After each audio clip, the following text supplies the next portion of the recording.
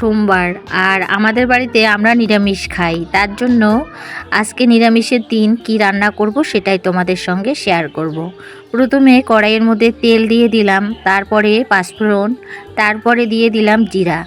তো এটা এখন মানে লাল লাল হওয়ার পরে তারপরে কিন্তু আলু দিয়ে দিচ্ছি। আমি কি রান্না করব সেটাই তোমাদেরকে দেখাবো। তো এই যে আলুগুলোকে এখন লাল লাল করে ভাজা করে নিচ্ছি, নিয়ে তারপরে কিন্তু আমি বাঁধাকপি দিব। আজকে যেহেতু সোমবার এর জন্যই নিরামিষ, তার জন্য বাঁধাকপি রান্না করব আর রান্না করব পনির। তো এটাই তোমাদের সঙ্গে শেয়ার করব। তো এদিকে দেখো আমার আলুগুলো কিন্তু ভাজা হয়ে গেল। আর জানো তো মানে কালকে রাত্রিবেলা বরমশাই বাঁধাকপি রান্না করেছিল পাঁচফোড়ন সম্বাদ দিয়ে, এত টেস্টি হয়েছিল কি বলবো। তার জন্যই না আজকে আমি একটু বাঁধাকপির মধ্যে পাঁচফোড়ন আর তার সঙ্গে জিরা সম্বাদ দিয়ে বানাচ্ছি। আমি তো বেশিরভাগ জিরা সম্বাদ দিয়ে রান্না করি, কিন্তু মানে বাঁধাকপিটা যদি পাঁচফোড়ন দিয়েও রান্না করা যায় অনেক টেস্টি হয়, মানে খুব ভালো লাগে, আলাদা একটা রকমের টেস্ট লাগে। তো কালকে রাত্রিবেলা বরের হাতে আর কি বাঁধাকপি খাওয়ার পরে এত ভালো লেগেছে, তো বলছিলাম যে তো খুব ভালো হয়েছে। মানে আমি নিজে রান্না করি প্রতিদিন, মানে নিজের হাতের খাওয়া খেতে খেতে না মানে একই স্টাইলের তো ভালো লাগে না, তো এর জন্য আজকে বরের স্টাইলে রান্না করছি। তো খেতে কিন্তু দুর্দান্ত হয়েছে।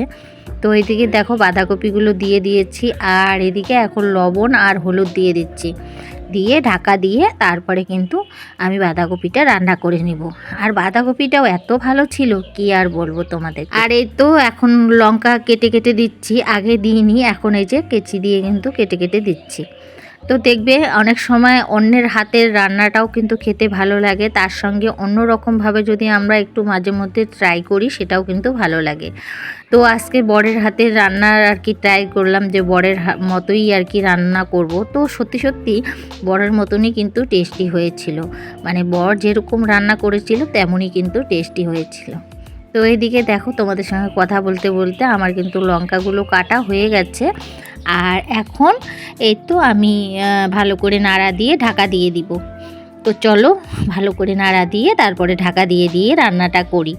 আর এইদিকে এটা হতে থাকবে, আমি আবার পনিরের জন্য প্রস্তুতি নিব, কারণ পনিরটাও রান্না করব। তো এদিকে দেখো আমার কিন্তু বাঁধাকপিটা ওদিকে হচ্ছে, আর এইদিকে দেখো পনির বানাবোর জন্য আলু কেটে নিয়েছি, আর এইদিকে দেখো পনিরগুলো কিন্তু আমি কেটে নিয়েছি। এই তো পনিরগুলো কেটে নিয়েছি। পনিরগুলো জানোই তোমরা, আমি প্রতিবারই বলি যে আমাদের এখানকার মানে আমরা যাদের কাছে পনির নিই তাদের পনিরটা খুবই ভালো। তো এদিকে পনিরটা আর কি কেটে টেটে সব রেডি করে নিচ্ছি, আর এইদিকে বাঁধাকপিটাও কিন্তু আমি ভালোভাবে রান্না করে নিচ্ছি। আর এইভাবে রান্না করছি, আর ওইদিকে কিন্তু আমি মশলাও করছি পনিরের জন্য। তো এদিকে দেখো বাঁধাকপিটা আমার প্রায় হওয়ার দিকে, আর একটু হলে কিন্তু নামিয়ে নিব, মানে আর একটু ভাজা ভাজা করে। তো এদিকে দেখো আদা দেওয়া হয়নি, এখন কিন্তু আদাটাও দিয়ে দিচ্ছি। আর আদাটা বেটে দিলাম না, একটু ঘষুনি দিয়ে ঘষে দিচ্ছি, বাস আর কিচ্ছু দিব না, অন্য কিছুই দিব না। অন্য দিন গরম মশলা দিই, চিনি দিই, কিন্তু আজকে একদমই গরম মশলা চিনি ছাড়াই কিন্তু বানাবো। আর যেহেতু পাঁচফোড়নের যে একটা মানে সেন্ট সেটাকে রাখবো, তার জন্য কিন্তু গরম মশলা আর তার সঙ্গে চিনি এগুলো কিছুই দিব না। তাতেই এত ভালো হয়েছিল খেতে, মানে অস্বাভাবিক সুন্দর বরের স্টাইলের রান্না। তো যাই হোক খেতেও অনেক ভালো হয়েছে। আর এদিকে দেখো নামিয়ে নিয়ে তারপরে কিন্তু এই যে তোমাদের সঙ্গে শেয়ার করছি, দেখো কি সুন্দর হয়েছে, দেখতেও যেমন সুন্দর হয়েছে খেতেও তেমন টেস্টি।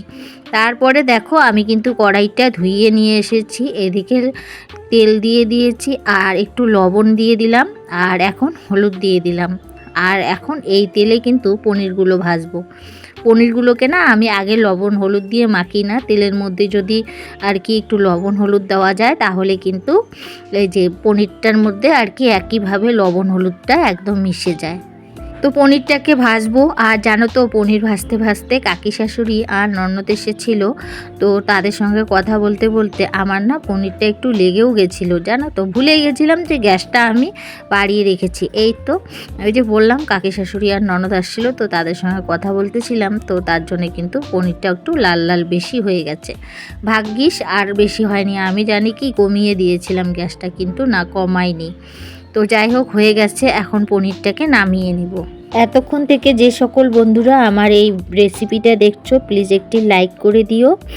আর নতুন কোনো বন্ধু যদি আমার এই রেসিপিটা দেখে থাকো তো অবশ্যই আমার চ্যানেলকে সাবস্ক্রাইব করে দিয়ে পাশে থাকার অনুরোধ রইল। আর যে সকল বন্ধুরা এই কাজটা করে রেখেছো তাদের জানাই অনেক অনেক ধন্যবাদ। তো এদিকে দেখো তোমাদের সঙ্গে কথা বলতে বলতে পনিরগুলো কিন্তু আমার ভাজা হয়ে গেল।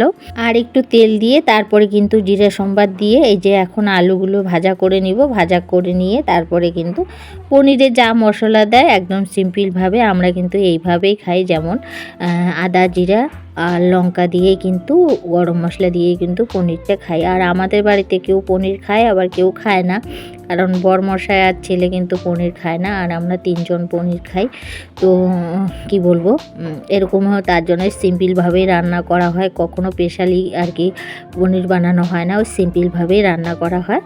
তো এদিকে দেখো তোমাদের সঙ্গে কথা বলতে বলতে লবণ আর হলুদটা দিয়ে দিলাম, দিয়ে এই যে কড়াইটা লেগে লেগে আসছিল, কারণ ওই যে পনিরটা একটু লেগে গেছিলো তখন থেকে কড়াইটা একটু লেগে লেগে আসছিল। তো এদিকে দেখো আলুটাকে ভাজা করে নিয়ে একটু সিদ্ধ করে নিয়েছি, তারপরে এই যে মশলাটাও দিয়ে দিলাম, দিয়ে এখন কিন্তু কষিয়ে নিব। কষিয়ে নিয়ে তারপরে কিন্তু আমি একটু গরম জল দিয়ে দিব। ওইদিকে আমার গ্যাসে গরম জল হচ্ছে। তো এদিকে দেখো তোমাদের সঙ্গে কথা বলতে বলতে মশলাটা কিন্তু প্রায় কষানোর দিকে, মানে শেষের দিকে, তেলও প্রায় ছেড়ে দিয়েছে। আর একটু খুন্তি দিয়ে আমি একটু ভেঙে নিচ্ছি, কারণ পরে আর আলুটা গালাবো না, তো এর জন্য কিন্তু একটু খুন্তি দিয়েও কিন্তু ভেঙে ভেঙে নিচ্ছি। আর সুন্দরভাবে কিন্তু মশলাটাও কষিয়ে নিচ্ছি। তো এদিকে মশলাটা আমার প্রায় কষানো হয়ে গেছে, আর এখন দিয়ে দিব গরম জল। তো এই যে পরিমাণ মতো গরম জল দিয়ে দিলাম। গরম জলটা একটু ঠান্ডা হয়ে গেছে, কারণ আমি গরম করে রেখে দিয়েছিলাম, তো একটু ঠান্ডা হয়েছে। তো পনিরগুলো দিয়ে দিলাম। তো পনিরগুলো দিয়ে তারপরে একটু জাল দিয়ে কিন্তু নামিয়ে নিব। আলু কিন্তু সিদ্ধ করা প্রায় হয়ে আছে, আর বেশি জাল দিব না, একটু ঝোল ঝোল টাইপেরই বানাবো। তো এরকম করে কিন্তু খেতেও ভালো লাগে। আর যেহেতু অন্য কিছু আর বানাইনি, তো একটু ঝোল ঝোল টাইপেরই আর কি বানাবো। তো এদিকে আর একটু জাল হয়ে যাক, আর তারপরে কিন্তু নামিয়ে নেব। আর এই তো একবারে রেডি কিন্তু পনিরের তরকারি, আর জাল দিব না, তো হয়ে গেছে। তো নামিয়ে নিই। আর বন্ধুরা ভিডিওটাও আমি এখানে শেষ করি। ভিডিওটা যদি ভালো লাগে আবারও বলবো লাইক কমেন্ট সাবস্ক্রাইব করে দিও। আর সবাই ভালো থেকো, সুস্থ থেকো। আবারও দেখা হবে নেক্সট ভিডিওতে। ততক্ষণ পর্যন্ত তোমাদের সবাইকে টাটা, বাই বাই।